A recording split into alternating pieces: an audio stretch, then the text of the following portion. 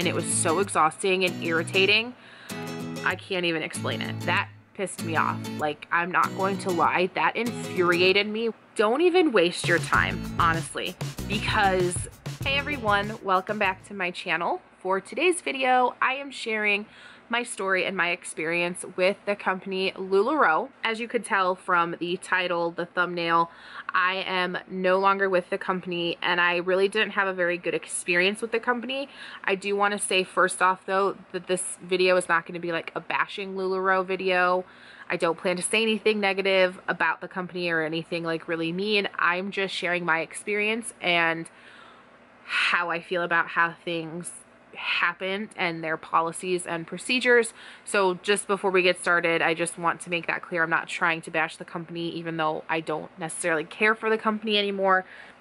That's not what this video is about. The point of this video is really just to be informative to other people who are either currently retailers and are thinking about leaving the company and just want to hear, you know, someone else's experience with that process, or even for people who are thinking about signing up with Lularoe but just kind of want to hear some other experiences or kind of hear what some of the risks could be. And lastly, before we get started, I just wanted to say welcome. If you are new here to my channel, be sure to hit that red subscribe button and give this video a thumbs up if you liked it.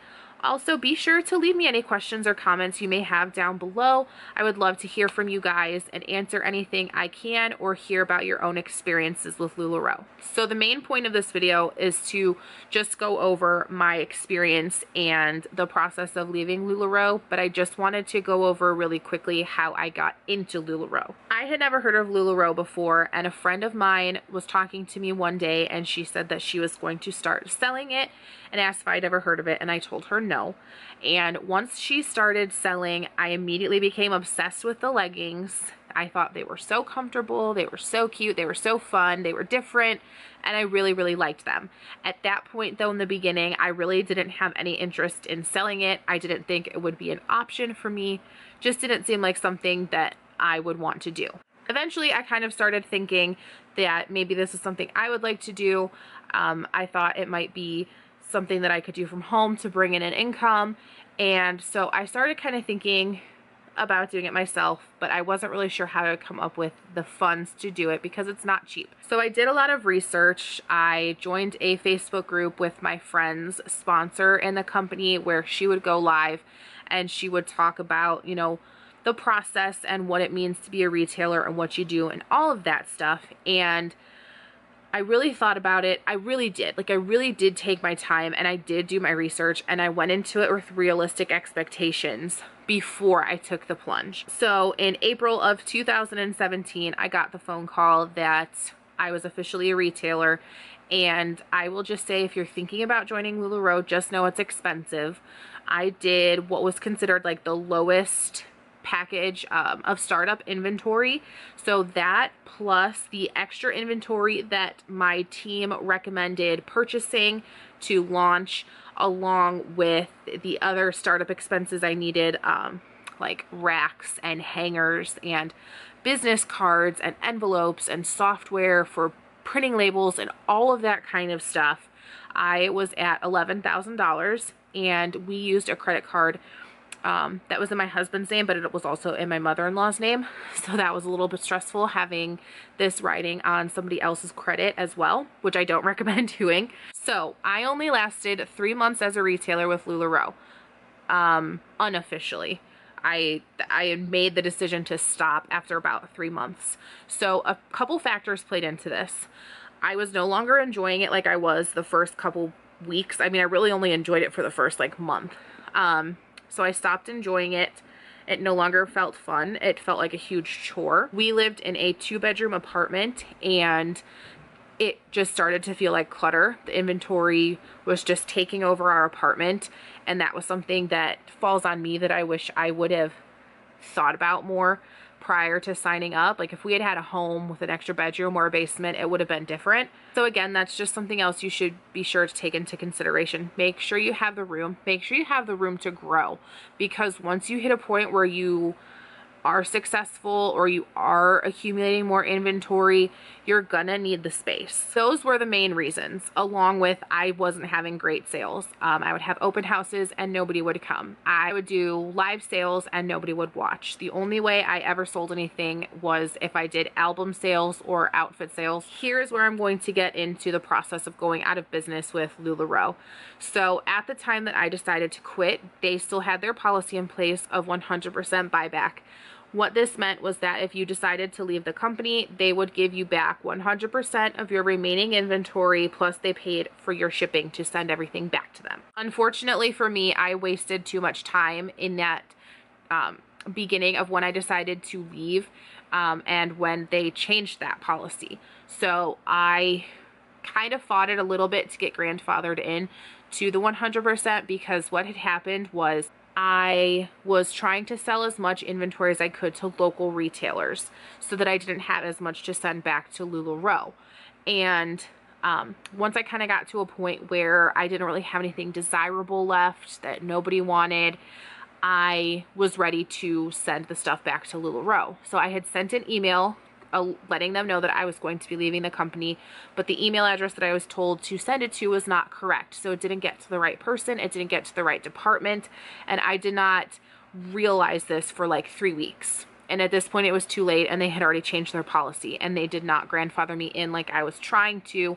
They didn't care that I had been given inaccurate information on who I was supposed to contact to cancel my contract. They just didn't care. They didn't believe my story, whatever. Since I now had to pay my shipping, and I was shipping from Ohio to California, it was going to cost me $400. And we just didn't have that. We didn't have an extra $400 for me to ship this stuff back. So I ended up not shipping anything back until January of 2018. I officially canceled my contract in September of 2017, but then did not actually send my inventory back until January of 2018. So they received the inventory and sent me my email of what they were willing to refund me on February 7th. And if you're not aware, what happens is when you send back your inventory, they check it all, and then they will send you back an email letting you know what they are going to be refunding you. And the number that I had calculated and then the number that they sent me was off by less than $100, so I didn't care. I didn't dispute that. That was fine with me. So then began the waiting game. At this point, most people were saying that they only waited 2 or 3 months to get their refund check, which I thought was manageable. I thought that was okay. It made sense. I was fine with that. However, 3, 4, 5, 6 months went by and I was still not hearing anything. They are supposed to send you an email prior to your check going out to let you know that it is on its way. And I checked my email multiple times a day, every single day, the entire time this took, and it was so exhausting and irritating. I can't even explain it. One thing I want to share is that they will tell you to send an email if you're inquiring about your refund status. They will tell you to send an email to cancellationstatus@lularoe.com. Don't even waste your time, honestly, because they don't tell you anything. You get a generic email. It says the same thing every single time, that just says that the refunds are being processed in the order that they are received. They will not give you any information directly related to your specific case. There have been situations where women have been successful in calling Lularoe directly, if you're able to get in touch with somebody and not sit on hold all day, where they have given them a date that they're working on. So, for example, back in July, a woman wrote on a Facebook group that I was in that she had called and spoke to somebody, and they told her that they were working on the first 2 weeks of January, and this was the end of July. So I got excited thinking my check would be coming soon, because my date was the first week of February. Because just FYI, they will go off the date that they email you, not the date that you send your inventory. So just keep that in mind. A lot of people freak out on Facebook because they, for example, sent their inventory in March, let's say, but didn't get their email back for like a month after that.